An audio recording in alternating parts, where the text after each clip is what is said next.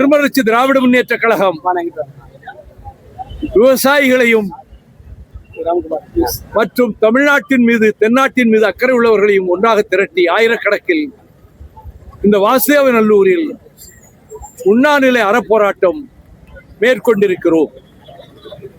இந்த போராட்டத்தில் கடையநல்லூர் சட்டமன்ற உறுப்பினர் சகோதரர் தி. மு. ராஜேந்திரன் அவர்களும், கழகத்தின் பொருளாளர் சகோதரர் செந்திலதிபன் அவர்களும், கழகத்தின் துணை பொதுச் செயலாளர் நேற்றைக்கு தேர்ந்தெடுக்கப்பட்ட சகோதரர்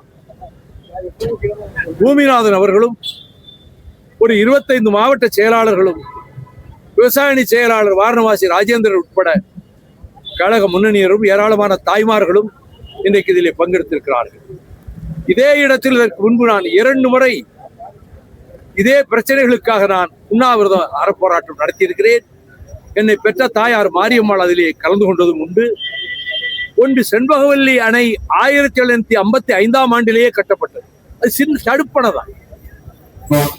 155 வருஷத்துக்கு முன்னாடியே அது காமராஜர் ஆட்சி காலத்துல அது ஒரு சின்ன சேதாரம் ஏற்பட்டது. அவர் உடனே கேரள அரசோட தொடர்பு கொண்டு அதை ரிப்பேர் பண்ணி கொடுத்தாங்க. மக்கள் எம்ஜிஆர் ஆட்சி காலத்துல மீண்டும் பழுதுபட்டது. பழுதை சீர் செய்வதற்காக கேரள அரசோடு பேசி முதல்ல ஒரு 5 லட்சம், பிறகு ஒரு 7 லட்சம் பணம் தமிழ்நாடு அரசு கட்டியது. சில ஆண்டுகள் கழித்து அந்த பணத்தை அவங்க திருப்பி அனுப்பிட்டாங்க. விவசாய சங்கங்களும் ஹைகோர்ட்ல வழக்கு போட்டன. என் தம்பி வை ரவிச்சந்திரனும் விவசாயிகள் சார்பாக ஒரு வழக்கு போட்டாங்க. ஹைகோர்ட் நீதிபதிகள் என்ன சொன்னாங்கன்னா, இது 2 மாநிலங்கள் சம்பந்தப்பட்டிருப்பதனால சம்பந்தப்பட்ட மாநில அதிகாரிகளை நீங்கள் அணுகலாம் என்று தெரிவித்து விட்டு பெட்டிஷனை டிஸ்போஸ் பண்ணிட்டாங்க. டிஸ்போஸ் சொல்றதுக்கு பதிலாக டிஸ்மிஸ் போட்டாங்க. நான் 4 தடவை திருவனந்தபுரத்துக்கு போய் அந்த முதலமைச்சர்களை பார்த்துருக்கேன். மொமன் சாண்டி முதலமைச்சராக இருக்கிற போது மற்ற கோரிக்கைகளை இப்ப நாங்கள் ஏற்றுக்கொள்ள முடியாவிட்டாலும் செண்பகவல்லி அணைப்பதை சரி செய்ய நாங்கள் ஒப்புக்கொண்டு விட்டோம் சொல்லி பிடபிள்யூடி செக்ரட்டரி, சீஃப் செக்ரட்டரி கூப்பிட்டு சொல்லிட்டாரு. அது விஷயமா நாங்கள் தொடர்ந்து நான் பேசிட்டே இருந்தேன்.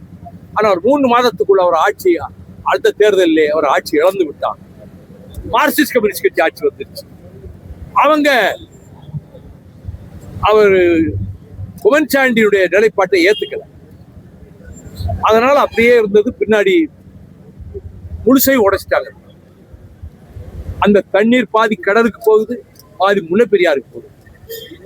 கேரளாவுக்கு அந்த பலனும் கிடையாது. நமக்கு ஒரு 30,000 ஏக்கர் பாசனம் கொடுக்கும்.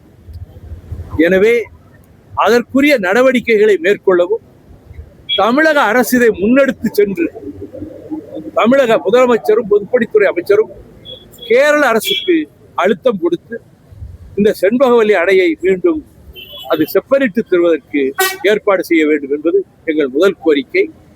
2வது கோரிக்கை, காட்டுப்பன்றிகளினுடைய அட்டகாசத்தால் கிட்டத்தட்ட 40 கிலோமீட்டர் தொலைவில் எந்த விவசாயம் பண்ண முடியல. எல்லாம் குழிவரிச்சு தோண்டி போட்டு போயிருந்து. அதை கொன்னா கேஸ் வந்துடும், ஜெயிலுக்கு போகும்.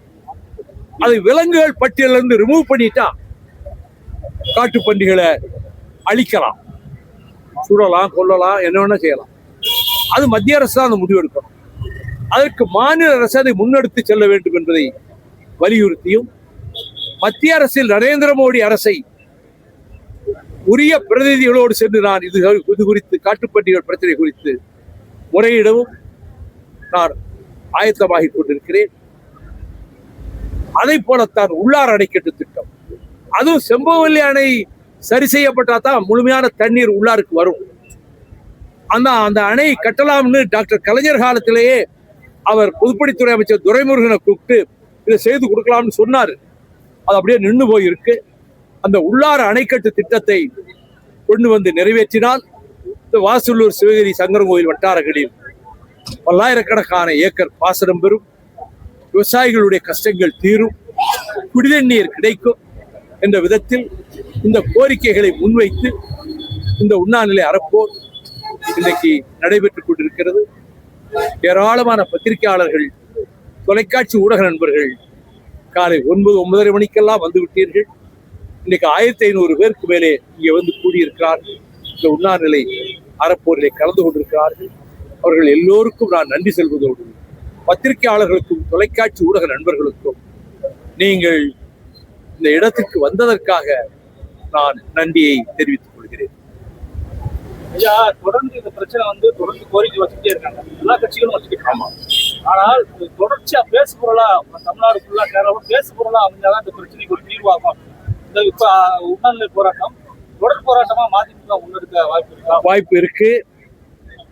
அதற்கு மக்களை திரட்டுவதற்கு ஒரு வழிநடை பயணத்தையும் நான் திட்டமிட்டிருக்கிறேன்.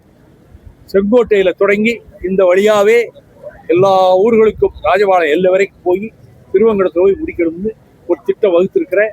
அப்பொழுது லட்சக்கணக்கான மக்களை நாள்தோறும் சந்திப்பேன். இதை மீண்டும் மீண்டும் நினைவிட்டுக் கொண்டே வருவேன். அந்த திட்டத்தையும் நான் வைக்கிறேன்.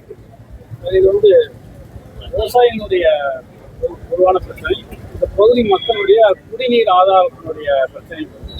இதை மதிமுக மட்டும் தனித்து ஒரு போராட்டம் இல்லாம அனைத்து கட்சியும் அரவணைத்து உங்க தலைமையில அதை செய்வதற்கான வாய்ப்புகள், சாத்தியக்கூறுகள் இருக்குதான்? நாங்க அழைப்பு கொடுத்துட்டோம். இந்த கம்யூனிஸ்டுகள் வந்திருக்காங்க, எனக்கு கொண்டாட கொடுக்குறாங்க, வாழ்த்து பேச போறாங்க. விவசாய சங்கத்தினர் நிறைய வந்திருக்கிறாங்க. மற்ற எல்லா கட்சிகளையும் நீங்க தான் வரணும்னு சொல்லி கூப்பிடுற அணுகுமுறை நான் பொதுவாக அழைப்பு. அக்கறை உள்ளவர்கள், கட்சிகளை சாராதவர்கள், கட்சிகளை சார்ந்தவர்கள், விவசாயிகள் எல்லாருக்கும் ஆதரவு கொடுக்கணும்னு கேட்டிருக்கேன்.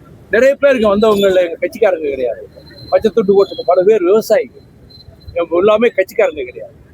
அவங்களெல்லாம் திரட்டித்தான் நடத்துறோம். அரசியல் கட்சிகள் ஒன்றிணைந்து பகுதி மக்களுக்காக ஒரு போராட்டம். அரசியல் கட்சிகள் தமிழ்நாட்டிலே ஒன்றிணைவது என்பது இன்றைக்கு பெரிய கேள்விக்குறி. எதுக்காக ஒன்றிணையணும், யார் கூப்பிட்டா, இதெல்லாம் கேள்விகள் வரும். இது பொதுவான பிரச்சனைன்னு தான் நான் கொடி கட்டாமலே மேகதாட்டு பிரச்சனைக்கு சோழமண்டலம் பூரா கட்சி கொடியே கட்டாம ஊரா போற எல்லா கட்சிகளும் என்னை வரவேற்றாங்க, மக்களை திரட்டுறேன். அந்த மாதிரி செய்யக்கூடிய பண்பாடு எனக்கு உண்டு. தேவைப்பட்டா அது செய்வேன். பல்வேறு அரசியல் காரணங்கள் உள்ளதை நினைக்கிறீங்களா? அதெல்லாம் அதில் அங்க கொஞ்சம் டஃப் டெசிஷன் அச்சுதானந்தன் மாதிரி காம்ரேட்கள் எடுக்கிறாங்க. அங்க உள்ளவங்களே நிறைய பேர் ரிப்பேர் பண்ணி கொடுத்தா நமக்கு கூட நஷ்டம் இல்லையே, கேரளாவுக்கு ஒன்றும் தண்ணி வரலையே அப்படிங்கிற மனப்பான்மை அங்க இருக்கு. அதைத்தான் உமன் சாண்டி ஏத்துக்கிட்டு ஆர்டர் போட்டாங்க சீஃப் செக்ரட்டரி, அதை ரிப்பேர் பண்ணி கொடுத்துருவோம். அச்சுதானந்த ஒரு டஃப் லைன் எடுத்தார், நம்ம கொடுக்க கூடாது. இப்போ இருக்கக்கூடிய முதலமைச்சரை அது சம்பந்தமாக என்ன விதத்தில் அணுக வேண்டுமோ அதற்குரிய ஏற்பாடுகள் நான் செய்வேன். சார், கேரள வனத்துறை அதிகாரிகள் எல்லாமே தலைநீக்கில இங்கே தங்கி எல்லாம் செயல்படுறாங்க. நம்ம வனத்துறை ஏன் அந்த பக்கத்துக்கு போக மாட்டேங்குது? அதாவது முல்லைப்பெரியார்ல என்ன பண்ணாங்கன்னா, நம்ம பிடபிள்யூடி ஆபீசர்ஸ் படகுல ஏற்ற மாட்டாங்க, ஏற்ற ரொம்ப கொடுமைப்படுத்துவாங்க. சில நேரங்களை அடிக்கவும் செஞ்சாங்க. அவங்க உள்ளே வருவாங்க. நம்ம அதிகாரிகள் அப்படி போக மாட்டாங்க, ரொம்ப பண்போட நடந்துக்கிட்டாங்க. முல்லைப்பெரியார்லயே இதுதான் நடந்தது. நம்ம அணையை உடைக்கணும்னு சொல்லி அவங்க சொல்லிக்கிட்டு இருந்த காலத்துல அவங்க ஊடுருவி உள்ள வருவாங்க, படகுல வருவாங்க, நம்ம அதிகாரிகளை படகுல ஏற்றுவாங்க. அது நம்ம சகோதர மாநிலம் கேரள மக்களையும் நான் நேசிக்கிறேன். அவங்க மேல குறை சொல்ல விரும்பல.